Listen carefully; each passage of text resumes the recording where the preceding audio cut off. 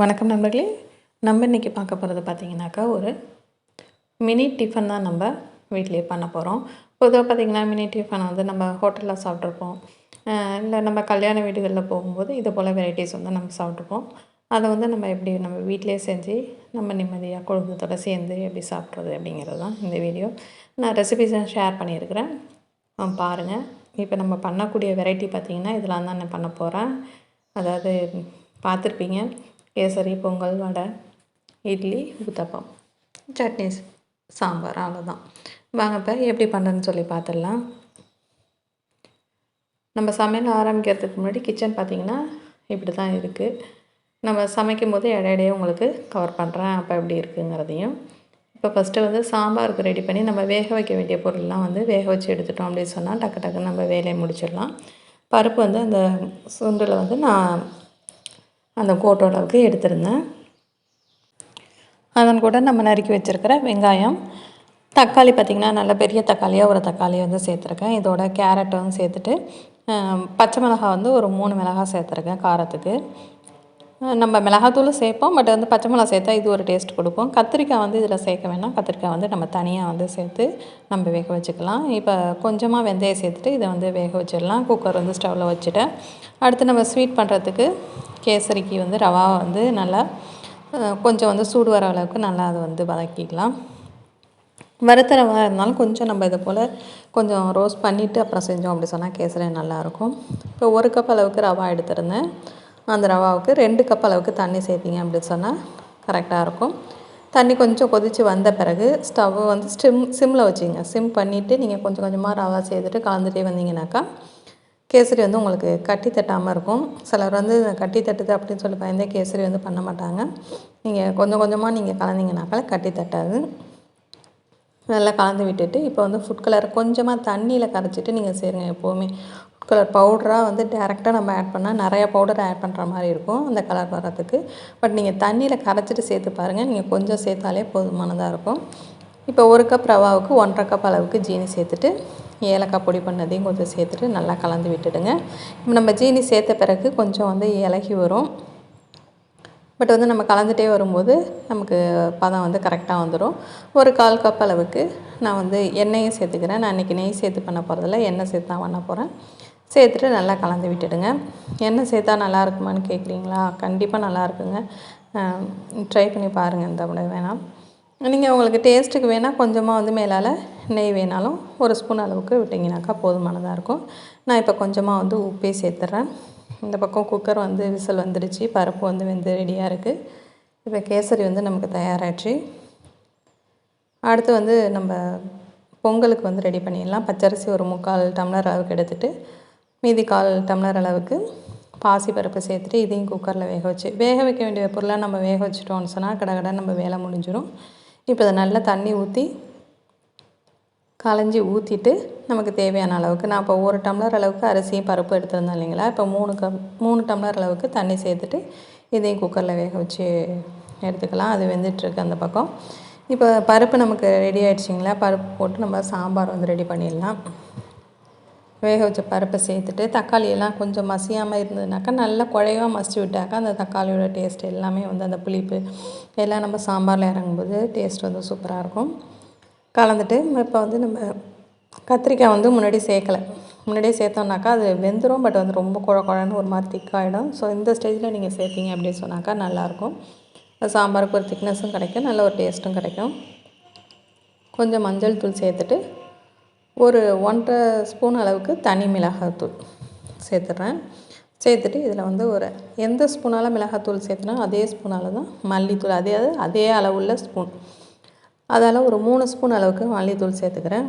மல்லித்தூள் கொஞ்சம் கூடுதலாக சேர்த்தா தான் எப்போவுமே இட்லி சாம்பார் வந்து நல்ல ஒரு வாசனையாக நல்லாயிருக்கும். நீங்கள் வந்து ட்ரை பண்ணி பாருங்கள்.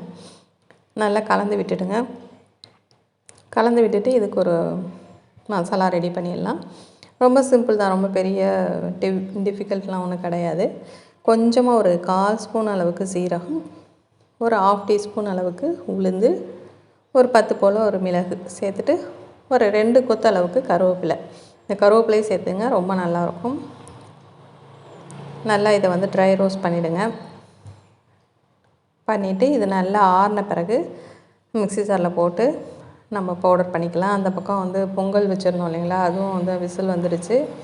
ஸ்டவ் ஆஃப் பண்ணிட்டேன் நான் இப்போ சாம்பாருக்கு தேவையான அளவுக்கு உப்பு சேர்த்துட்டு இந்த மசாலையை வந்து பவுடர் பண்ணிட்டு வந்துடலாம். அதையும் உள்ளே சேர்த்தாச்சு. சேர்த்துட்டு நல்லா கலந்து விட்டுடுங்க. சாம்பார் வந்து நல்லா ஒரு 2 கொதி வரட்டும். இந்த பவுடர் சேர்த்துட்டு கொஞ்சம் கொதிக்க விட்டுடுங்க. இப்போ இதுக்கு ஒரு தாளிப்பும் கொடுத்துடலாம். எண்ணெய் சேர்த்துட்டு கடுகு உளுந்தம் பருப்பு. இன்னொரு விஷயம் இதில் முக்கியமாக பார்த்திங்கனாக்கா, பெருங்காயம் வந்து கட்டி பெருங்காயமாக சேருங்க. கட்டி பெருங்காயம் சேர்த்தாக்கா சாம்பார் வந்து ரொம்ப கூடுதல் மணமாக இருக்கும். சப்போஸ் இல்லைங்கிற பட்சத்தில் நீங்கள் சாதா பெருங்காயம் சேர்த்துக்கலாம். ஆனால் கட்டி பெருங்காயம் இருந்துச்சு அப்படின்னு சொன்னாக்கா, இந்த போல் எண்ணெயில் பொரிச்சிட்டு நீங்கள் சாம்பாரில் சேர்த்திங்க அப்படின்னு சொன்னால் ரொம்ப நல்லாயிருக்கும். கருவேப்பிலை தலையணையும் போட்டுட்டு நம்ம தாளித்து கொட்டி ஒரு கொதி விட்டு இறக்கணும் அப்படின்னு சொன்னாக்கா, நமக்கு வந்து சாம்பாரும் வந்து இப்போ ரெடி ஆகிடுச்சுங்க.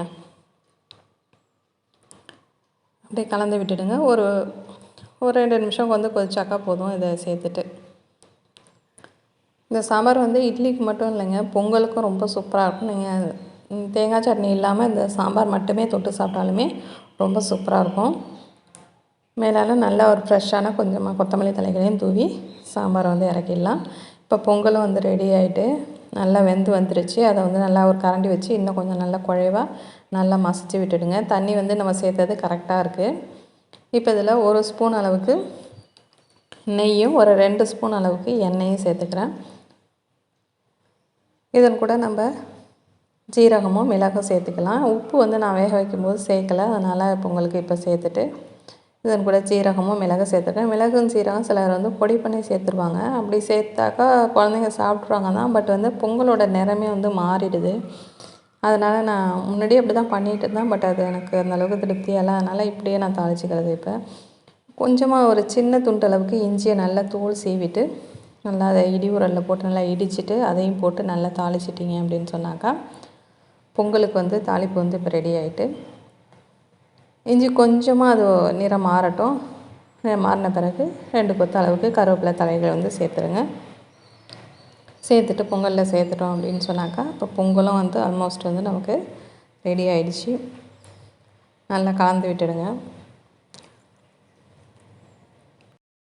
பொங்கல் பார்த்திங்கன்னா நல்ல கரெக்டான ஒரு பதத்துக்கு நமக்கு கரெக்டாக இருக்குது. இந்த லெவலில் இருந்துச்சுன்னா நமக்கு சாப்பிட்றதுக்கும் நல்லாயிருக்கும். அதே போல் நம்ம பரிமாறுறதுக்கும் நமக்கு நல்ல ஏதுவாக இருக்கும். அதனால் 1 டம்ளர் அரிசிக்கு 3 டம்ளர் அளவுக்கு தண்ணி வச்சுட்டிங்க அப்படின்னு சொன்னாக்கா நம்ம சூப்பரான பொங்கல் வந்து ரெடி ஆகிடுச்சு. அடுத்து வந்து நம்ம சட்னி ரெடி பண்ணலாம். சட்னிக்கு பார்த்திங்கன்னா தேங்காய், பொட்டுக்கடலை, பச்சை மிளகாய், உப்பு எல்லாம் சேர்த்துட்டு கொஞ்சமாக தண்ணி சேர்த்து கொஞ்சம் திக்காகவே வந்து சட்னி இருக்கிற மாதிரி அரைச்சிக்கணும். அப்போ தான் நம்ம வடை சாப்பிட்றதுக்கு சரி, பொங்கலுக்கு எல்லாத்துக்குமே நல்லாயிருக்கும்.